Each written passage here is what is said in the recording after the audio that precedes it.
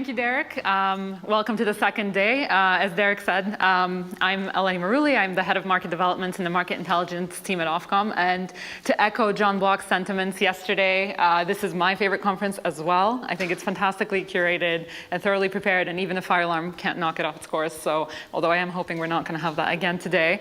So in the market intelligence team at Ofcom, we do data and analysis on all communications industries, publish loads of research on our website, including our annual flagship reports of the communication market report, as well as the international communications markets report, which looks at broadcast TV and radio, fixed and mobile telephony, internet consumption, and post. I encourage you to read it. It's free online on our website. Although it is 239 pages long, so do take some time. So without further ado, today we have a fantastic session on riding the digital wave. We'll have 4 presentations followed by a panel. And I'd like to introduce our first speaker, Richard Broughton from Ampere Analysis, to take us through how video is helping to bridge the gap between Facebook and TV ARPU. So welcome, Richard. Thanks very much, Eleni, and good morning, everyone.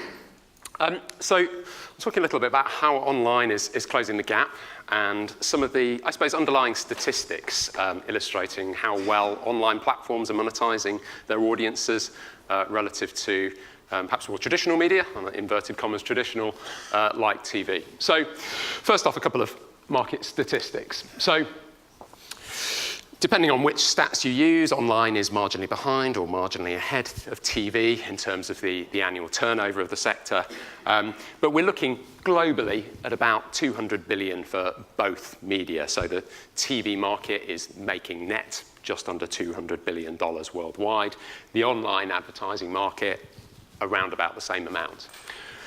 The 3 lines here represent 3 types of media. You've got online advertising in orange. In grey, you've got the TV advertising market, so commercial broadcasters and so on. And then in blue, you've got everything else, so print, radio, out of home. So obviously, hopefully the fairly obvious takeaway from this is going to be that the online advertising market has been growing extremely quickly. So if you look back just 10 years ago to 2007, it was at just $42 billion worldwide. By 2017, we're at nearly not far off 200 billion. So growing extremely rapidly. Now, in terms of who's driving this, well, I don't think anyone's going to be particularly surprised by the next slide. There are 2 big names at the helm here. And this is the annual turnover for the ad businesses for both Facebook and Google. And this figure for Google also includes their partner networks. So collectively, the 2 players this year are probably going to be making somewhere between $130 to $140 billion globally from their ad businesses. Facebook in particular, if you trace that back in 2012, was making just 10% of its current revenue total from advertising. So massive, massive growth from both players. And in terms of how they're shaping the market, if you look at, and it's very difficult to do market shares in the online advertising market, but if you look at approximately their share, it's been increasing. So they are growing faster than the online advertising market as a whole and take somewhere in the region of about 70% of global ad spend. It could be a little bit lower, it could be a little bit higher, but somewhere in that region. But they've definitely been growing faster. So while the overall online ad market is expanding, they are very much the driving forces behind much of that growth. So let's have a look at some of the underlying metrics. Let's look at TV. So what this represents, this chart, is the average monthly TV ad revenue per viewer. So if you take the amount of money that the TV industry generates, you express that across all the viewers in the market, and then you look at it on a monthly basis. What it leaves is a figure of between about $3 to $4 per month. So your average TV viewer is worth to the commercial broadcasting industry about $3 to $4. And that's been relatively stable. It's been increasing. It's been decreasing a little bit in recent years. And that's largely, some of those decreases are largely due to some of the currency changes internationally and nothing systematic in the market. Let's compare that to online. So how effective is TV at monetizing its viewers relative to online? So same chart in blue, but in orange on this one is online. So how much online advertising in all its multitude of forms makes from internet users. And the answer is about twice as much, well, not quite twice, but about 1.8 times as much per user as the TV advertising market makes per viewer. And that's been increasing. So if we look back at 2005, they were neck and neck. By 2017 and beyond, online advertising making far, far more per user than TV is per viewer. If we look at who's driving that, again, the usual suspects come in here, but this is looking at the average monthly revenue per user or viewer. I've tried to make these as comparable as possible across the different organizations and companies and sectors here. But Google, for instance, is making about as much from internet users as the entire TV industry is making from its viewers. So on a like-for-like basis, or as close as possible. Google is very good at monetizing users of Google products. So the only reason you could argue that the online ad market is not much, much larger than the TV market is the fact that internet penetration is not as widely, is not as wide as TV penetration. Facebook is an interesting company here, so not too far off Google, $1.7 per monthly user globally.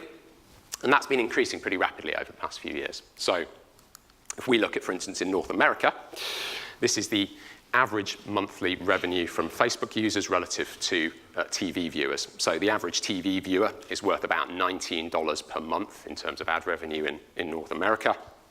The average Facebook user is now worth about $7 per month. That has increased manyfold, about 7 times since 2012 there. So substantial growth. So North America is often viewed as, if you look at the Facebook revenues there, they're massive. But actually, the gap has closed faster in Europe. So if we look at those same statistics in the European market, TV ad market worth about $4 per user, per viewer, rather, per month. Facebook now at about 2.2, so it's been closing rapidly. And to put that in context, I've been making some slightly unfair comparisons here. So Facebook is obviously one company. That TV figure is for the entire industry. We look at some of the companies that you might compare that to. Facebook is already making more per user than a channel like M6 or Channel 4. It's not quite at the RTL or TF1 or ITV levels yet, but it's closing fast. So some very rapid growth in terms of monetization of users. So how does this all relate? So there's probably someone from ThinkBox in the audience silently screaming inside their head saying it's not a fair comparison, and they would be entirely correct. So what I've been comparing so far is the entire online ad market. So search, display, classifieds, you name it, it's all in there. And actually probably what we want to be comparing is the video components of the online ad market. And that's an awful lot smaller at the moment. Still growing very, very rapidly, but it's somewhere in the region of about 10 to 15% of the overall market at the moment. So in the region of about 20, 25 billion. So when you look at it from that perspective, TV is still miles ahead. So we're looking at a vast gulf between the monetization of TV viewers and monetization of online video viewers. And comparing those metrics, you see a slightly different picture emerging. So this is how much you can make from a viewer across different business models. So starting from the left, the average pay TV viewer in the UK is worth about $20 per month. Bear in mind that a Sky household will have multiple viewers. So the average commercial broadcasting viewer is probably worth about $8 a month. And that's about twice as much as your average online video viewer. So there are a number of reasons for that in terms of volume of consumption and the monetization of those impressions that your viewers will be seeing. So there's still a big gulf from that perspective in terms of how well online video is monetizing, or the online industry is monetizing video viewers. So just to finish with a bit of a hypothetical here. If Facebook were to convert all of its users over to the same sorts of rates, the ad revenue rates that you see in the TV industry, so the same sorts of monthly revenues per user, it would double its turnover, so up from 40 billion to around about 80 billion a year this year. So, and ultimately, that's the prize for the industry. There's a hell of a lot of money at stake. So with that, I'm going to finish for the moment. I don't know whether we've got time for a question or two, Eleni, or if we're running short. But thanks very much. Anyone have any questions for Richard? I can't see anyone. Yeah, I can't see actually. If not, I have a question. Oh, we have a question? Yep. Yeah, Laura, hang on. Wait, could you wait for a mic? If it's just coming down. Thank you.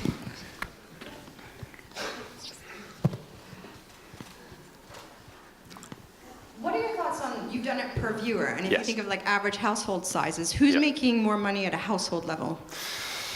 It's a very good question.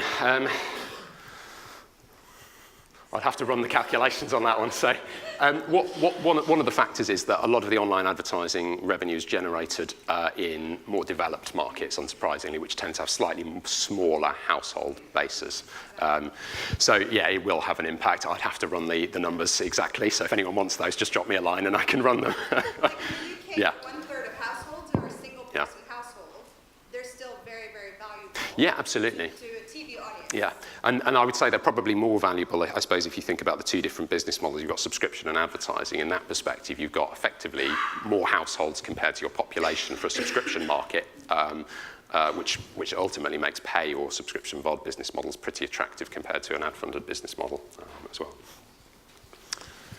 David, Yeah. do you mind just waiting? Yeah, there you go. Thanks. Hi, David Benson from Google. Quick question, really, which is, we talk about this as though it's the same money, right? Yeah. I don't think it is. Would you elaborate on that? Yeah, no, you're quite right. So on the first slide I presented, I put up that comparison of TV versus online, and to be fair, where the bulk of the money has been coming from so far, I don't think it would be any surprise to anyone for the online market has been a migration of some of the spend from print, from radio, from those other media, and I don't think when we're thinking about advertisers and placing budgets, search is not comparable with TV in terms of the stories you tell and the engagement that you get from users. So I think you're entirely correct. It's a slightly false comparison. But I suppose it's all about, I guess, thinking about how, when you think about the amounts of money that the various organisations are making per viewer, TV is by far the most effective in terms of telling stories, engaging users, and driving that ROI, which ultimately will obviously help drive ad spend. So yeah, entirely correct. Slightly false comparisons early on, but I think are useful to understand the underlying drivers of the market. All right, I think we have time for just one more. Hi, quick question.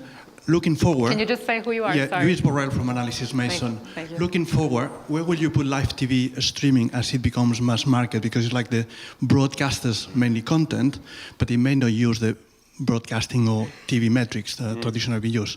Will you put it on online video? Will you put it on TV, or where will it sit? Yeah, well, I mean, it ultimately comes down to a matter of definition in the market metrics. So I'd say it's arguably semantic where you put it in the figures.